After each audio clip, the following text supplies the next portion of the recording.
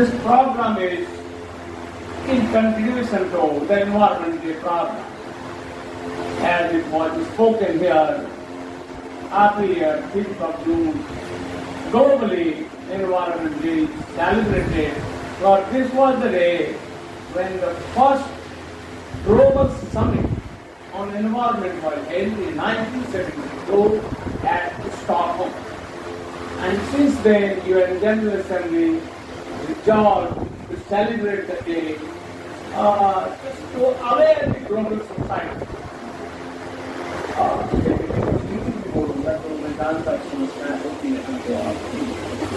दोनों को समस्याएं हैं, उसको हमने नाम ही दिया इंग्लिश में लिखा होता है। और यही नहीं, ये पूरे ओरिएंटल वर्ल्ड की समस्या में पिछले साल बांग्लादेश में था, ढाका में ओपन यूनिवर्सिटी और बहुत सारे कॉमनवेल्थ कंट्रीज के ओपन यूनिवर्सिटी एक्सपर्ट थे, लेकिन वहाँ के एजुकेशन मिनिस्टर ने हिमसेल्फ कहा कि मैं इंग्लिश में बांग्ला प्लस इंग्लिश, क्योंकि most of the present here Commonwealth countries are from South India, so just a chance otherwise not much. और जो ब्रिटेन से थे वो भी बांग्ला ओरिजिन के आदमी थे। तो मतलब ये इज नथिंग रॉन्ग, ये मत समझिए कि ये कोई गलत है। सभी भाषाओं का सम्मान, और भाषा क्या है, ये तो अभिव्यक्ति का एक माध्यम है। सबसे अच्छी अभिव्यक्ति का जो भी माध्यम हो, चाहे वो उर्दू हो, पर्शियन हो, संस्कृत हो, भोजपुरी हो, मगही हो, अंगिका हो, उसका उपयोग करना चाहिए। और इसलिए मैं मिली जुली कुछ बातें आपसे रखूंगा।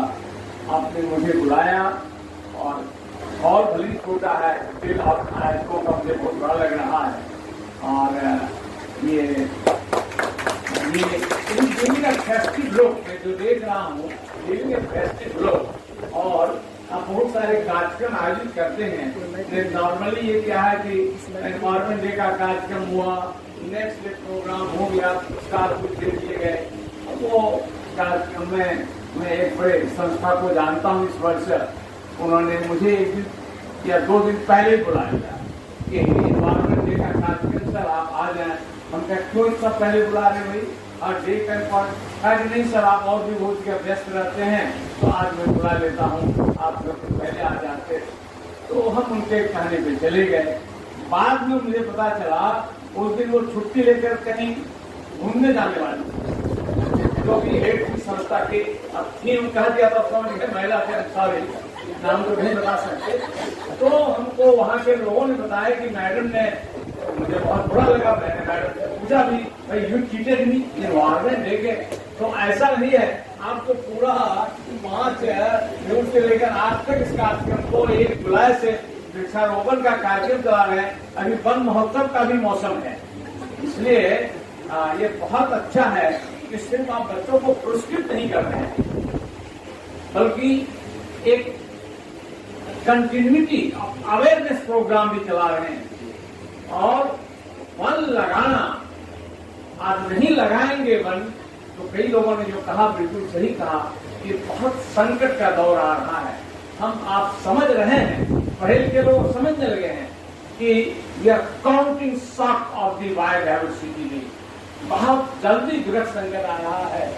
और यूएनओ रेड बुक रिकॉर्ड जो लेटेस्ट है वो कह रहा है कि every day around 50 species are either lost or are declared vulnerable or endangered in a situation to extinct forever।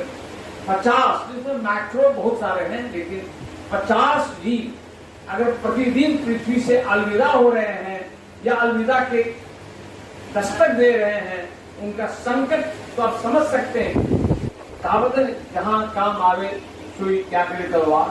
तो हर जगह सुई का भी महत्व है, तलवार का भी, छोटे से छोटे जीवाणु का महत्व है। तो ये इतना ब्यूटीफुल पृथ्वी की जो जीव मंडल बना कि यही सब चीजें कुछ है जो आपको ईश्वर में भरोसा दिला देता है। किसने ये बनाया?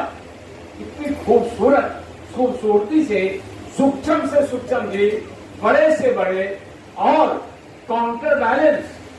आप बहुत तरक्की कर रहे हैं, कोरोना ने आपको बता दिया कि आपकी तरक्की कितनी है। जो दिखाई नहीं दे रहा हो उसने दुनिया के सभी राजनेताओं को नाकोदम कर दिया। जो इतना छोटा है, कहते हैं कि जितने कोरोना है पूरा वर्ल्ड में, अगर उसको वजन में तोलें तो कुल मिलाकर 15 से 16 ग्राम होगा, 15 ग्राम के आसपास। ये 15 ग्राम का करोड़ों जीव आपके जीने को दुर्बल कर दिया, दुनिया की अर्थव्यवस्था। तो मनुष्य को तो चेतना होगा कि आप जो ये सोच रहे हैं हम चांद पर चले गए, मंगल पर चले गए, counter balance, nature has made counter balance.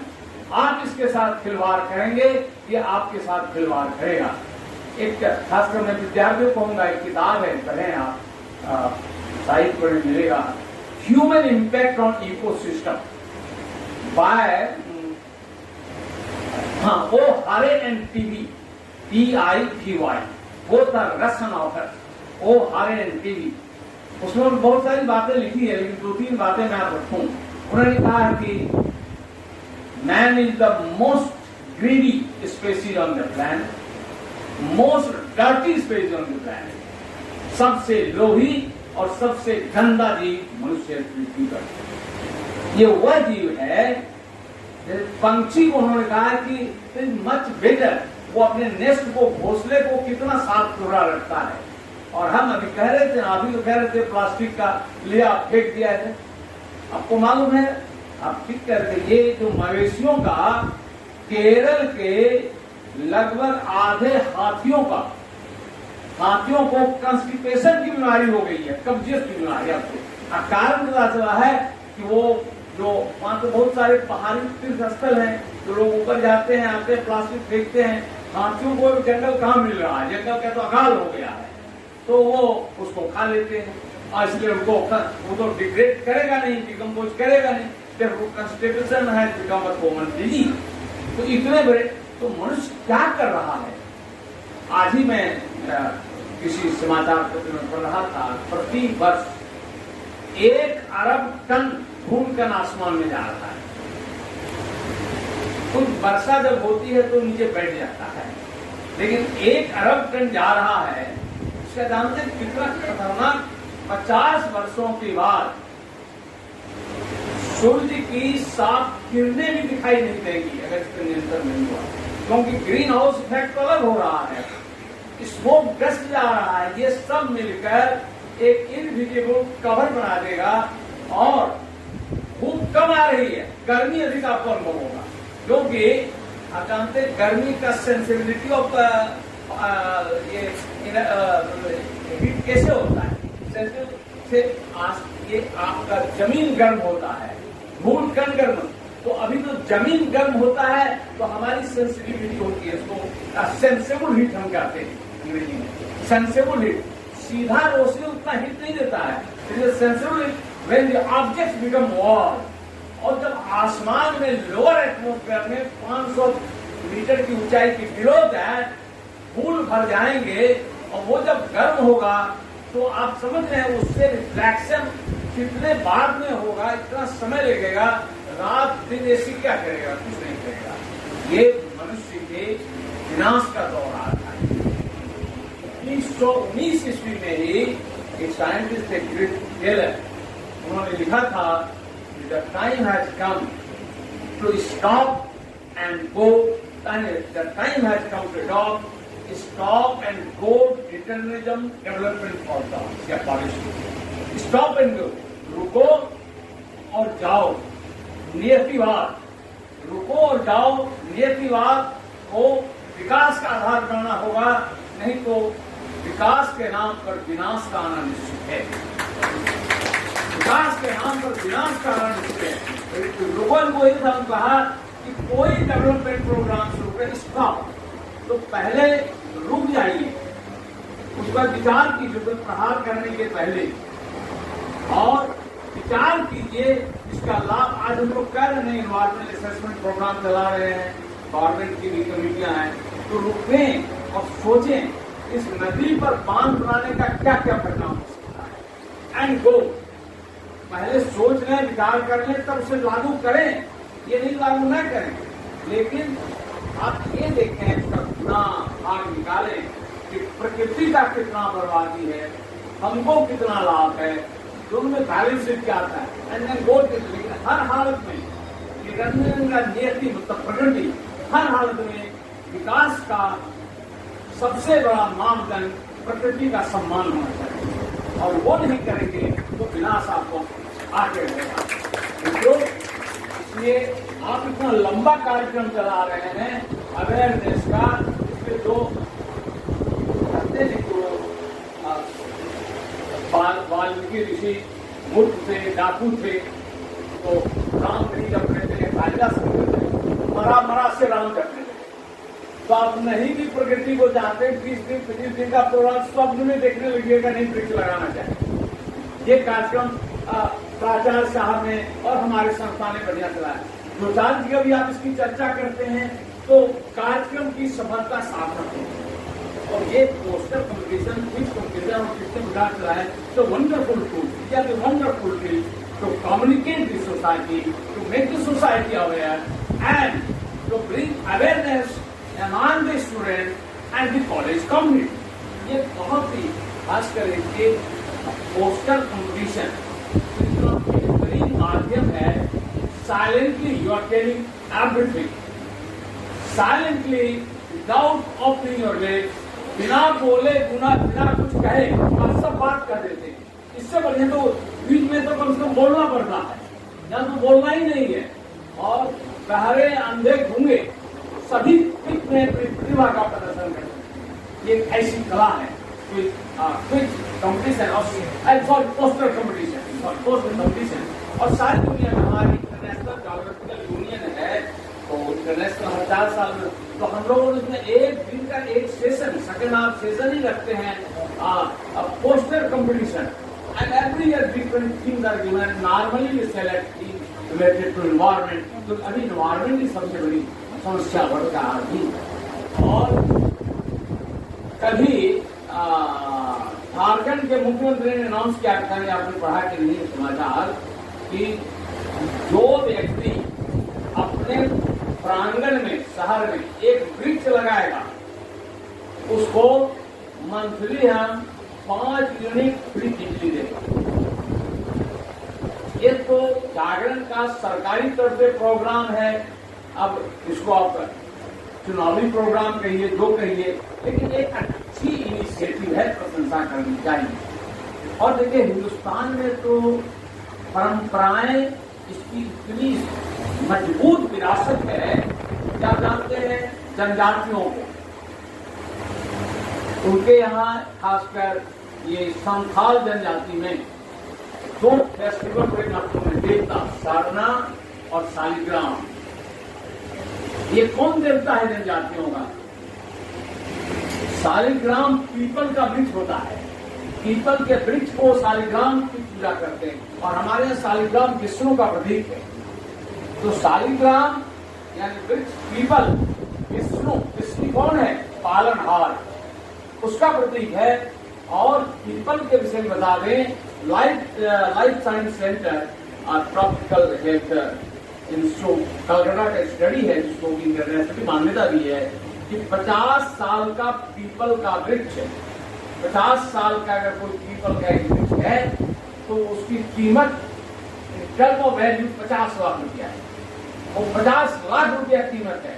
उससे कितने रोज ऑक्सीजन निकल रहे हैं, कितने सिलेंडर हो नाम, वो जमीन को होल्ड अप करता है, कितने सूक्ष्म जीवाणुओं को जीवन देता है, कितने छोटे मोटे जीव उसके parasitic animals, large number of invisible parasitic animals. और उसके वृक्ष के हर्बल वैल्यू बहुत सारे हैं, सभी को उन्होंने जोड़ा है और बताया है कि अगर 50 साल का वृक्ष है उसकी कीमत 50 लाख रुपये है in terms of all the usages advantage. तो ये जनजातियों में जागृति थी, जंगल में रहते थे। और शालिग्राम ये हुआ। और सरना वो कहते हैं साल के वृक्ष, कितना उपयोगी साल का वृक्ष है। वो साल के वृक्ष को काटने के पहले काटते हैं तो पहले सरना देव की पूजा करते हैं। हमारी तरफ अंधाधुंध वृक्षों कटाई नहीं करते, लोग जनजाति का मैदानी भारत में भी परंपराओं विरासत में नहीं है। आप चले जाए नॉर्थ भागलपुर जिला नौसिया साइड में एक धराड़ा गांव है, आपने पढ़ा होगा, सुना होगा। जब भी गांव में किसी बच्ची का जन्म होता है तो वृक्ष सामूहिक लगाया जाता है। तो जरूरत ये है कि समाज के ये इधर उधर पिछड़े हुए इन्वायरमेंटल अवेयरनेस को कम्युनिटी से मास मूवमेंट का रूप दिया जाए, और मास मूवमेंट का रूप नहीं किया जाए तो no one can stop the disaster of the earth and whole. तो कहां से पृथ्वी इस भाग को वहन करेगा? अभी प्रतिदिन विश्व में 2 लाख से ऊपर 2 लाख से ज्यादा बच्चे सर्वाइव करते हैं। स्टिल बटन नॉट जन्म लिया बच्चे बाद उसको छोड़ दिया। Every day world's population is increasing by 2 lakh। ये दबाव पृथ्वी कितना झेल पाएगा?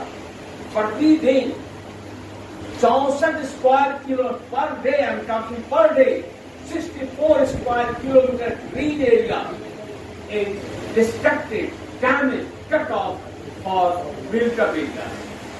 निर्मित भार बनाने के लिए प्रतिदिन 64 थोड़ा लगता है, लेकिन आप समझ लें हर दिन जब इतना जंगल, और इसके अलावा जंगल में दूसरे कामों को मत जोड़िए, खाली बिल्डअप के लिए इतना कट रहा है। यानी शहर के अगल बगल जहाँ बस्तियां उसके अगल बगल कट रहे हैं लोग, और डोंट टेक इट, जो जंगलों को काट कर बागान में कृषि लगाई जा रही है, जंगलों में आग लगा दी जा रही है, और ये बहुत सारे, अभी आप ये भी पढ़ा होगा, whole western Europe heat wave में इस्तेमाल है, इमरजेंसी केस भी है, सब बीमार हैं, मर रहे हैं। हम लोग तो हिंदुस्तानी बड़े मजबूत हैं, कितनों वर्षा हो जाए, कितनों हीट आ जाए या कुछ आ जाए, इतनी आबादी है कि 5-10 हजार मर भी जाए तो किसी को कोई चिंता नहीं करना। ज्यादा से ज्यादा शोक व्यक्त कर देगा प्रधानमंत्री, मुख्यमंत्री, 2-4 लाख की कीमत भी लगा कर दे देगा। ये हमारे जीवन का कीमत हो गया है। तो my dear student, particular because 21st century your century, आप लोग सभी, हम तो कुछ ज्यादा उदार आदमी है, टॉन में है, लेकिन ये 21वीं शताब्दी के मध्य में आप सभी रहो, और हिंदुस्तान में 65 करोड़ आबादी का उम्र, मेरी बात को ध्यान रखिए, 28.5 ईयर से कम है। 65 करोड़ आबादी, सारे मतलब क्या है? भारत युवाओं का देश है, युवाओं का देश है, और हर रोज उस 2 लाख जो दुनिया की आबादी बढ़ रही है, उसमें 55,000 से भी इंडिया में बढ़ रहा है। We are the largest adding. परिणाम सामने है। हमारे यहाँ 1901 ईस्वी में प्रति वर्ग किलोमीटर जनसंख्या 97 व्यक्ति था, आज यह 500 भी क्रॉस कर गया। तो ये सारी समस्याएं अंततः सभी, चाहे कोई भी हो, भुखमरी, गरीबी और शिक्षा, इस सबों का अंतिम मार पर्यावरण पर पड़ता है। गरीब है, भूखे हैं, तो जंगली जानवरों का शिकार कर रहे हैं, लकड़ी काट रहे हैं, तो पर्यावरण, एनवायरमेंट इज सो डिस्ट्रक्टेड। और ये एक सियरा क्लब है बेल्जियम का, बहुत अच्छा उन्होंने नारा दिया, no blind opposition to development, इनका एक स्लोगन आया है, no blind opposition to development but opposition to blind development. विकास का अंधा विरोध नहीं, अंधे विकास का विरोध। ये बिल्कुल सही है, जरूरत है हम इसे सचेत करें, कौन अंधा विकास है, कौन सही विकास है, अन्यथा विनाश आएगा, इसे कोई रोक नहीं सकता। और इस प्रकार का कार्य रियली वेरी वंडरफुल प्रोग्राम, ये एजुकेशनल इंस्टीट्यूशन को जिम्मेवारी से क्लासरूम में पढ़ाकर सर्टिफिकेट देने की नहीं है, उसकी सोशल रिस्पॉन्सिबिलिटी है। अब हाइजिंग this time you are meeting social responsibility. इसके लिए फिर मैं एक बार प्रबंधन को, मैनेजमेंट को, यहाँ के शिक्षकों को बधाई देता हूँ, और विद्यार्थियों ने इतने अच्छे ढंग से भाग लिया, जो उसको प्रतिभा में awarded, I place them to look further. कहीं गाड़ी रुकती नहीं है, जीवन की गाड़ी आगे बढ़ती है, और जिनको नहीं मिला कुछ, उनके लिए भी कोई घबराने की जरूरत नहीं है। यात्री, सभी यात्री लक्ष्य तक एक साथ नहीं पहुंचते हैं, कुछ बीच में विश्राम करने लगते हैं, लेकिन विश्राम बराजे नहीं है। विश्राम नए उत्साह के साथ आगे जाने का एक यंत्र है, एक फॉर्मूला है। इसलिए those who could not be awarded today get the prize. I also wish them, I wish them next time they shall also be getting or within the competition. They will get the prize और जो भी आएंगे उनके माध्यम से मिले, आपका जीवन सफल हो। इन्हीं शब्दों के साथ आगे again, thanks, my sister, the organizer who invited me to be a thank you.